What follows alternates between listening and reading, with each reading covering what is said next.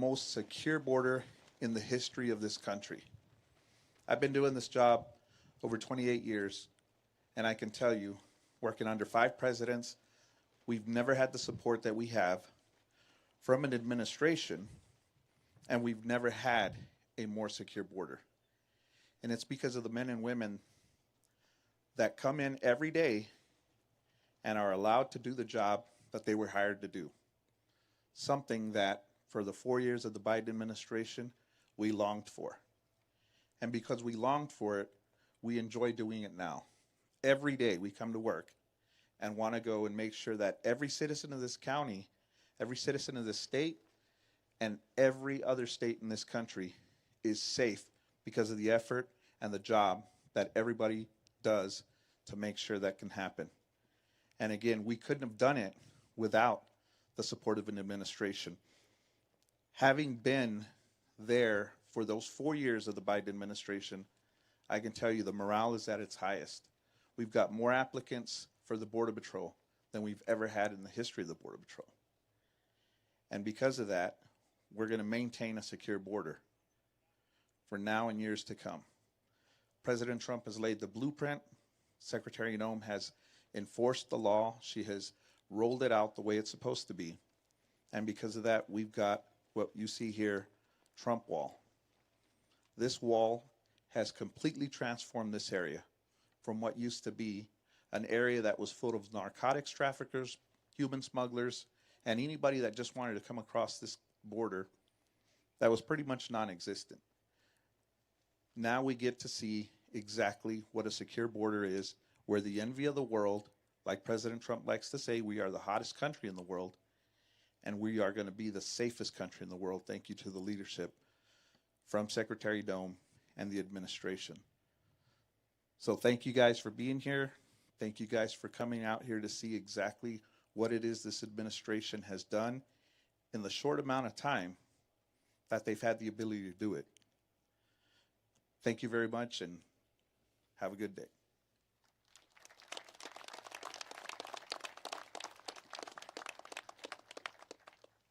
Please welcome Chief of the United States Border Patrol, Mike Banks. Man, good to be back in sunny Arizona. It's been a lot of time out here. I see a lot of familiar faces. Never thought I'd be coming back as the chief, but we're going to drive it like we stole it, right? And so, look, I just want to say this. We've heard whole of government approach our entire careers. We never saw it until January of last year, right? We've got the Coast Guard out here. We've got the Army out here. We've got anybody that's got a 3-letter identifier in their law enforcement job out there fighting illegal immigration in this country. And it's because of the support we're getting from President Trump and the leadership team that he built behind us, from Secretary Noem all the way down to the commissioner, to Todd Lyons with ICE. The level of working together, I didn't believe it was possible.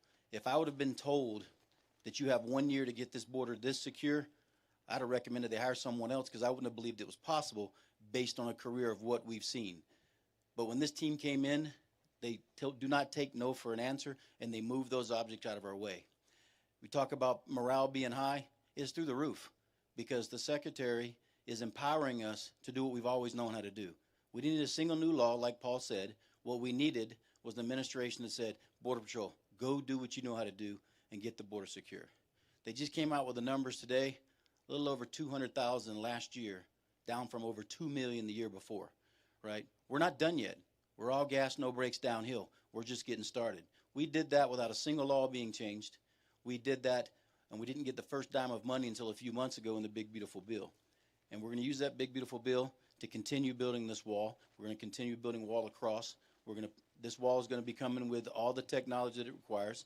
We're getting the vehicles we need so that agents aren't standing in line waiting to go to work while people are crossing the border. The border's the most secure it's ever been. We're not done yet. We're going to continue getting there. And under the leadership that we have in this president and Secretary Noem, she hears you. She doesn't just hear you, but she responds to you. We spent several hours last night just listening to agents, right? Secretary, not a person in that room left that room if they wanted a picture, if they wanted a minute with her. She listens to you. She gets out in the field, right? We finally got a secretary that's actually supporting us, and you see it, not just here, but you see it in her actions. You see it in the commissioner's actions. We see it in Todd Lyons' actions every day. And so we're just getting started, right? If you think 2025 was a good year, 2026 says hold my beer. You guys have a good day.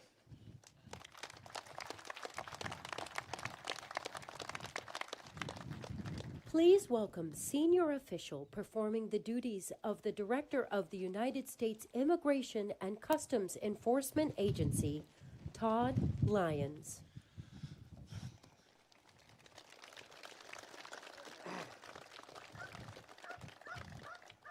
Well, first off, good morning, everyone. Thanks for having me.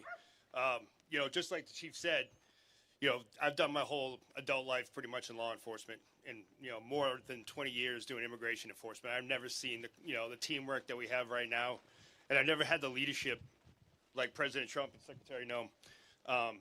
Border Patrol sees it, ICE sees it, OFO and AMO. We never had a secretary that was out there on the front lines with us every day, willing to put herself out there to be seen, to actually know what we do every day. And that's what the amazing thing is. The partnership with the Border Patrol has been amazing. The fact that you all have secured the border so quickly lets us do our job in the interior. And I got to tell you that the men and women of ICE, ERO, Homeland Security Investigations, we value the partnership of having Border Patrol and OFO side by side with us out in the communities now, arresting those bad guys that are finally out there. Chief Paul said it best. We didn't need any new laws. We just had to have the opportunity to enforce the laws we've trained for our whole lives, and that's what we're doing right now. I always say that it was always hard to do law enforcement by executive order. We're not doing that anymore. The executive order we have now from the President and the Secretary is go do your job, and that's what we're doing. And this last year has been remarkable results, but we still have about 1.5 million individuals in this country that have a final order of deportation, and more than 800 of those are serious, serious criminal actors. And the men and women of Border Patrol, the men and women of CBP and ICE are out there every day doing it. And one thing is for sure, not only do the American people appreciate what we're doing, but all these moms and dads and angel families all around the United States that under the last administration had to suffer horrendous losses because of poor policies. But now with Secretary Noem and President Trump at the helm, it's not going to happen anymore. Again, thank you very much for being here.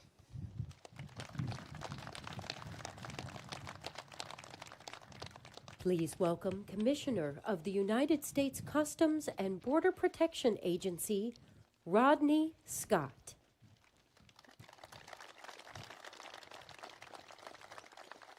Well, good morning. Well, first, I want to thank everybody for being here today. But I want to especially thank everybody that carries a badge in their wallet or pins it on their chest. But in this specific group, I also want to give a shout out to those of you that just wear that mission of protecting this country on your heart, regardless of the badge. Border security is a team sport, and we got to where we are today because of that effort.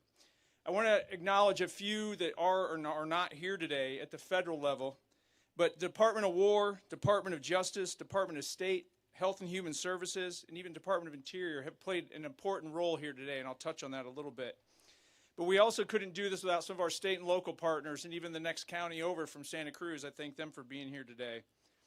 But we're here today to celebrate you, but we're also here to celebrate the accomplishments that you made, but it was because of the amazing vision of the President of the United States and his leadership. I want to thank the Secretary for traveling down here today as well, and I think you'll understand how important that is in just a second. But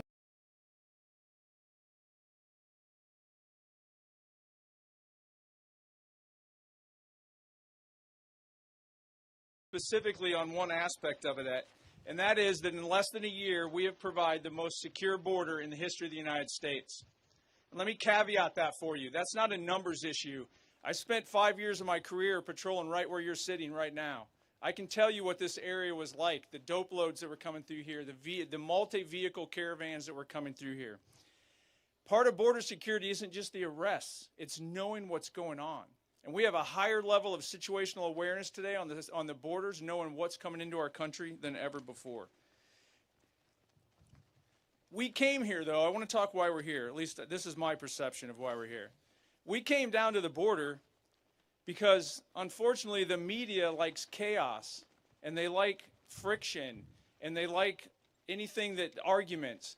they don't necessarily like to go present or show America a secure community. It's boring to them. So coming here today, we're forcing the media to come right to the border and see the most secure border that this country has ever had, because it's important to America that this story doesn't stop at the border. This story touches every American, because border security touches every American. So border security, to the simplest steps, is just simply knowing and controlling who and what's coming into this country consistent with law. And we talk about how do we get here, I think it's very important that we touch on that. The efforts that every single one of the agents and personnel, military, wherever your background is, that played a huge role, and I'm not discounting that. But I want to highlight from my perspective how we got here. We had a president of the United States that stepped up and said, we're going to put America first. We have a president of the United States that had a vision. We had a president of the United States that spoke with authority. And even before he was inaugurated, as he was building out his team, he sent a very clear message. Border security is national security. It's going to be a priority going forward, and I don't care what the title behind your name is. If you work in the federal government, you're going to support it. And on day one, we took action on that. So those of you that don't know, on day one, we started building a high-performance, low-drag team from every agency that had any nexus with border security, and literally started figuring out how to implement the president's strategy. That's how we got here today. And as you've heard from some of the other speakers, no law changed. The big, beautiful bill just started rolling out. It was literally, go do your job, and most importantly, I have your back. And for that, I thank the president, and I thank the leadership of DHS as well. The president simply understood, and still understands, that if we can't control, first off, know, and then control who and what enters our country, we have no national security. So I want to thank him for that. But we're not done. So yes, we're here because the border's super secure, but I also want you to know what that means. This border wall actually makes every single agent more effective. Every investment we in CBP make in infrastructure and technology across all of CBP lets the actual agent, the human being, do things that only the human being can do. Interview the people we catch. Actually do the inspections. Have conversations with people so that we're actually vetting them so we know who and what is coming into our home. That is having a snowball effect to where now we're doing interviews at the border that within minutes that information is being handed off to ICE so that we can find people that snuck into this country or got released by a corrupt prior administration, and we can go get them out of the communities and make this place safer. At the ports of entry, we're doing more inspections than ever before. We're seizing more fentanyl than ever before. Why? Because President Trump understood that chaos provides cover for criminals. And when we reduced the illegal immigration at the border and shut down that chaos, it allowed Border Patrol agents, Customs and Immigration Enforcement agents, DEA, every agency out there, to focus on the real threats, the networks that keep bringing these threats to us. We've just begun. We've got a lot to go. We've got a lot to do, but we're building border wall at an unprecedented pace, as the chief mentioned. We're rolling out technology. And most of all, we're hiring more Border Patrol agents and more officers to make sure that we provide America the border security that they deserve. I just close out how I started. Thank you, President Trump. Thank you, leadership within DHS. We're a long ways, but we are locking in this border security for generations to come before this administration is over. And every one of you in the audience plays an important role in that. Thank you.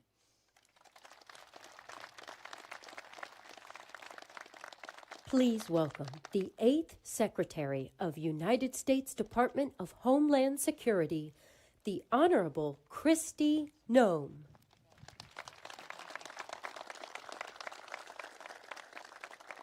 Well, good morning.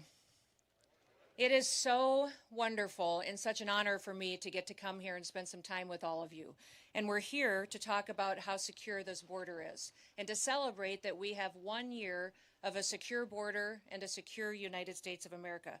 I want to say thank you to the gentlemen who all spoke before me and thank them for their leadership. To Paul and Rodney and Todd and Chief, just thank them for all that they've done to lead the men and women of the Department of Homeland Security in carrying out the mission that President Trump committed to fulfill for the people that live in our great country. I also want to thank Tom Homan for being the border czar. He was busy up in Minneapolis today and wasn't able to be here, but we thank him for his leadership as well. But most of all, we thank President Trump. for the guts and the love of this country to do the right thing.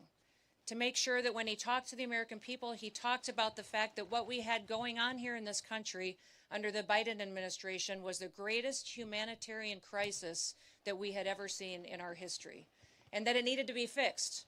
And the way that you fix it is you just enforce the law. That you go out there and say the laws need to be enforced and they need to be applied equally to every single person. And that Americans come first because they're the people who have built this country, and that they're the ones who are here working jobs and putting their kids through school and doing the right thing to make sure that our freedom and our liberties are secured. So I want to thank him for his leadership, for the fact that he told the American people what we needed. He said we needed a wall, and we have a wall, a big, beautiful wall that President Trump also wanted painted black so that it would endure for a long period of time, that it would look like the strength and stamina that the American people have, and that it would be something that would continue to protect us for generations to come. But I also wanted to come here today and thank all of you. I'm looking out in this group of individuals and I see a group of patriots, people who stepped up during difficult times and led us through challenges, but also are still here today making sure that we continue down the path of what we committed to the American people. I want to thank all the individuals I see from CBP, from ICE, the Coast Guard. I see our law enforcement partners, the Department of War, National Guard, all of our local sheriffs and law enforcement that have partnered with us, and then those individuals who kept the faith, that came alongside of us and encouraged our law enforcement, stood beside them and supported them and their families. We know that no one can do their job with excellence unless their family's okay and they're taken care of and that things are right at home. And so those individuals in this community that supported our law enforcement through those times are incredibly important, and we're grateful for them. The high degree of talent and experience that we have here today is a testament to not just President Trump's commitment, but also to the people that have secured the border and have also worked every single day to make sure that America is safe again. In President Trump's first year back in office, we've delivered the most secure border in American history. And we did it with the immediate aftermath we were facing from that humanitarian crisis that was created from Joe Biden's open border policies. It is so quiet here now today that sometimes we even forget how bad it was just a little over a year ago.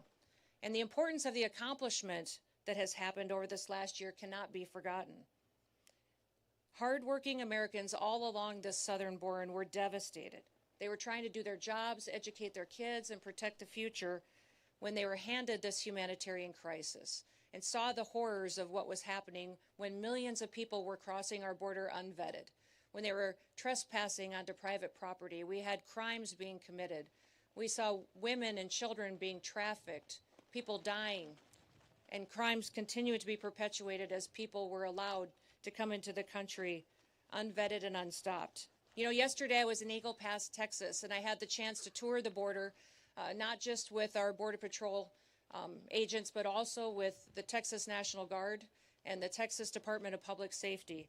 And we looked at some of the areas that were the hardest hit during the Biden border policies. In September of 2023, Eagle Pass saw an unprecedented crisis face them. In fact, they had to declare a state of emergency due to the rush of illegal aliens that were coming into their town and through their community to get into the United States. On one day, they saw over 10,000 people come through that area to get into the United States unvetted and illegally. In just a couple of days, it doubled the population of their town. And it caused a crisis not just for their medical care facilities, their businesses, and their families, but it absolutely crushed them and their economy. And their crime was rampant and overrun. And just last week, or a week or so ago, I got to spend some time in Brownsville, Texas, spent some time with farmers and ranchers. And we talked about what their lives were like just a little over a year and a half ago. How they saw trespassers come onto their property, cut their fences. Their livestock were loose, and sometimes they incurred death there as well. They had crimes, people breaking into their homes and their facilities. They were finding dead bodies on their ranches. In fact, we saw unprecedented death from those illegal migrants that were coming into our country because of the heat exhaustion, and they also were forced into water and people were drowning because of the crush and the push to take advantage of those open border policies. Those ranchers were talking about how different it was for them now. The fact that their ranches are safe again, that they don't have drug cartels running drugs across their property and down their roads and endangering their children and their schools. Many of the schools in many of these communities had to put up barriers and protections and boulders and rocks just between the roads and their schools to keep their children safe so they could go in and out and get their education in a way that would protect their lives. When things like this happen, people are not just challenged with the crime, but they're challenged with the fact that their economy is hurt, their businesses are hurt, and also that these illegal migrants were being victimized each and every day.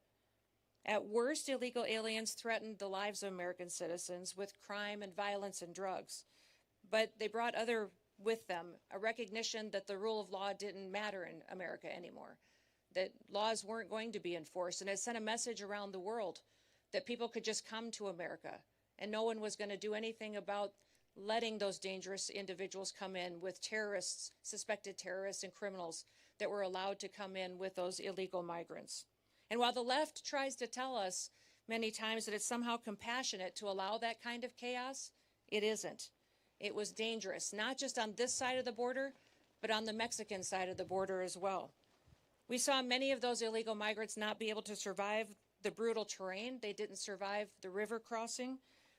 Those causes of death, of heat and water were dangerous, and the left behind so many bodies that in some counties along the border, they had to install migrant morgues just to pick up the dead bodies that were passing away on their way to try to get into the United States. In fact, during the Biden administration and those open border policies, we saw even the UN declare that the United States and Mexico border was the deadliest land route in the world. Countless people were sexually abused and trafficked over and over again and exploited. One story that I remember that impacted me so dramatically was a horrifying story of a father who paid a smuggler $1,000 to bring his wife and his 2-year-old daughter into the United States. Once they got over the border, those smugglers took that mom and daughter into a stash house and kidnapped them and held them hostage for a ransom and said that father would not get them back unless he paid another $23,000 to them, and said if he did not immediately pay, that they would do things to his daughter that he couldn't even imagine. That was happening on a daily basis because of that invasion. Over those 4 years of chaos and destruction and death, many of the left said that it was compassionate. They said it was compassionate to let millions of people come in unvetted and be subjected to murderers and smugglers and cartels and gang members. Was it compassionate to make Americans share their communities with criminals? Was it compassionate to encourage men and women and children to break the law and to put their lives at risk, knowing that they could be victimized along the way? And was it compassionate to demonize those federal law enforcement officers that took an oath to uphold the law and to keep Americans safe? You know, the left and Democrats dare to harass, threaten, and dox our officers, assault the men and women of the Department of Homeland Security and our federal law enforcement. And they try to say that enforcing our immigration laws and arresting and deporting illegal criminals and violent criminals is inhumane. Well, what about the victims of that illegal crimes? What about the flow of drugs that were coming over our border and killing our next generation of Americans? What about the Angel families who lost someone that they dearly love, that they'll never have back again and don't have a future with? They don't talk about the Laken Rileys, the Jocelyn Nungarys. They don't talk about the Rachel Morans. And they don't talk about the thousands of Americans that we've lost to drug overdoses and to poisonings. In fact, the flow over this border of illegal fentanyl has been cut in half since President Trump has been in office. And since he has secured this border and built this wall, 56% of the fentanyl has stopped coming into our country and saved millions of lives. The Democrats and the left say that compassion was that invasion, was that humanitarian crisis. But President Trump says that compassion is taking care of people. Joe Biden and his policies during those 4 years lost 450,000 children. Many times they placed them with sponsors that abused them, that trafficked them. The government paid people to take our children and to traffic them. Since President Trump's been in office, we've located 145,000 children that were lost, and we're not going to stop till we find every single one. Because of President Trump's leadership and his bold action, this country keeps breaking historic records. In fact, we have the lowest crime rate in this nation right now because of President Trump and his strength and securing our border that we've ever had in the history of this nation since we've been tracking crimes. The lowest murder rate that we've ever recorded in this country. And that's because we enforce the law and we hold criminals accountable for what they do to perpetuate violence against the American people. In fact, for the last 9 months, the Border Patrol has released 0 illegal aliens into the interior of the country. It's incredible, the work that they do every day. And that's what happens when you fight for law and order. Overall, Customs and Border Protection has recorded the lowest number of encounters in the agency's history in 2025. Daily encounters have fallen by 95% over the last year. While the daily average of apprehensions in the Biden years was over 5,100 per day, in the last year it was less than 250. In addition to keeping the illegal aliens out, we're also protecting the American people from the deadly drugs that are coming in. And just in 2025, CBP seized over 600,000 pounds of illicit drugs. The death rate and the fentanyl deaths in this country have dropped in 1 year under President Trump. Because he secured the border, fentanyl deaths have gone down 30%. We can't wait to continue to keep working to save more American lives. We have to continue to keep ramping up our efforts and do all that we can to protect our children. And we're thankful for President Trump's vision to invest in technology, invest in people, and invest in the resources that we need to do our jobs. He did it in 1 year. You think about what this country has gone through over the previous 4 years and what a turnaround that we've seen because we have a president in the White House that puts the American people first. It's incredible. President Trump believed that we still have a country, and he believed that it was a country worth fighting for. Now we're hard at work to make sure it stays that way. And when the American people put President Trump in the White House, they said enough is enough. They chose him. They chose law and order. They voted to build the wall. They voted to send President Trump back to the White House. And it reminds me of John Adams. He said back in history, when they were building this country and founding this country, he said the very definition of a republic is a government of laws, not of men. We are a government of laws. We are a republic. And for 4 long years before President Trump, we saw what it was like when people put men above our laws. We saw how people were victimized and hurt and abused. And Americans didn't want to live like that anymore. The beauty of our republic is that our people have the freedom to choose. And when they elected President Trump, they chose differently. They chose someone who recognized that a country with no border is no country at all. A country that doesn't enforce its laws is a lawless country. We had never experienced the kind of chaos before in recent history that we saw during the Biden administration. And the American people rejected it. They rejected it and its lawlessness and chose to return to law and order. And with President Trump and all of you great law enforcement officers in front of me and those across the country that do their work every day, we've got a promise of a bright future and a promise of an amazing country for years to come. You have stood up and stood on the line to make sure that we have freedom and liberty for our children and our grandchildren for years to come. Thank you for the work that you do. I pray every day that God will continue to bless you, bless the work that you set your hands to and your families. They'll continue to bless this great country so that we would know that we are all Americans and we're all here. The rest of the world follows America because we are the ones that provide the hope and the future for what the entire world should be. So may God bless you, and thank you so much for being the great Americans that you are. Thank you.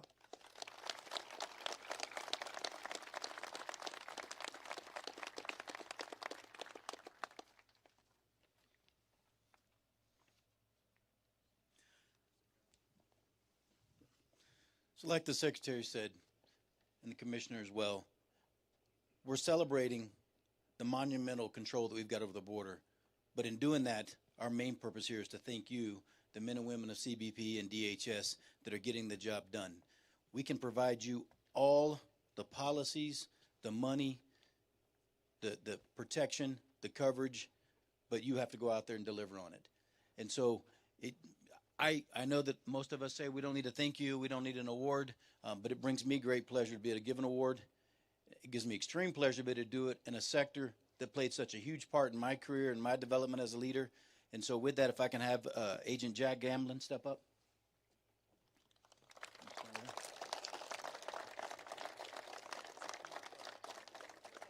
So today, Jack Gamblin is going to receive the Newton Azarack Award.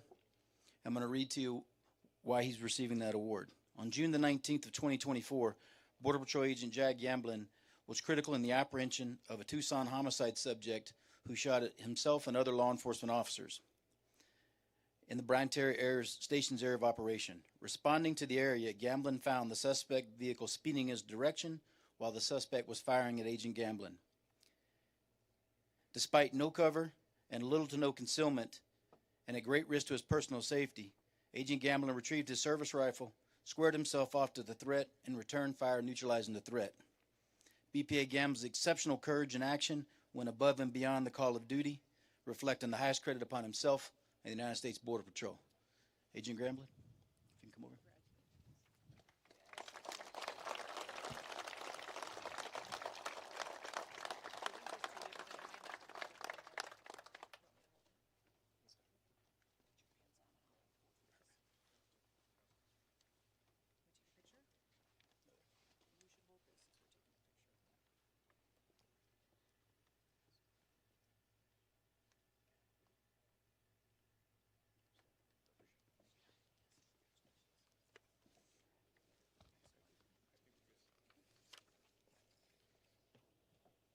Agent Fleming.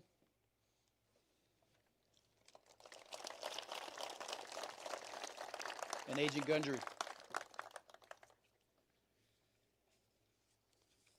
Agent Fleming and Agent Gundry will also be receiving the Newton Azarack Award. On Thursday, February the 20th of 2025, Border Patrol agents Brandon Fleming and Bryce Gundry witnessed a devastating head-on collision that resulted in both vehicles being engulfed in flames. At tremendous personal risk to themselves, they selflessly dove into the wreckage, pulling the trapped civilians to safety and ultimately saving their lives. BPA Fleming's and BPA Gundry's actions, heroic actions, exemplify the core values of the United States Border Patrol and stand as a testament to their courage, selflessness, and unwavering commitment to protecting others. BPA Fleming and BPA Gundry went above and beyond the call of duty. Their bravery brought great credit upon themselves and the United States Border Patrol.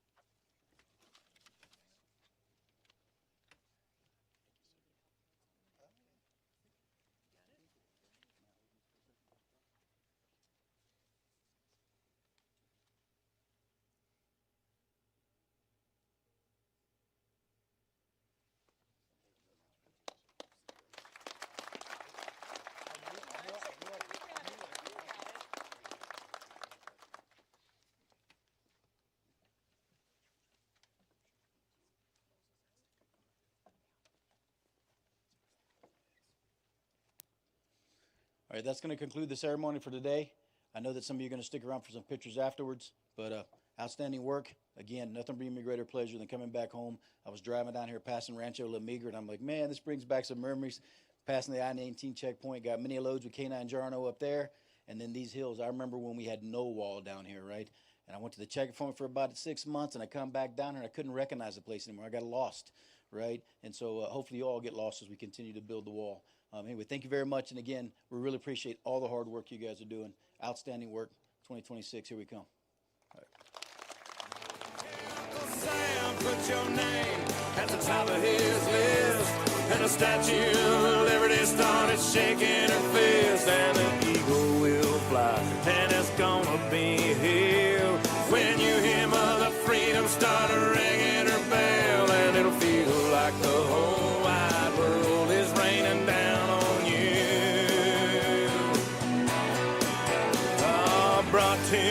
courtesy of the red, white, and blue.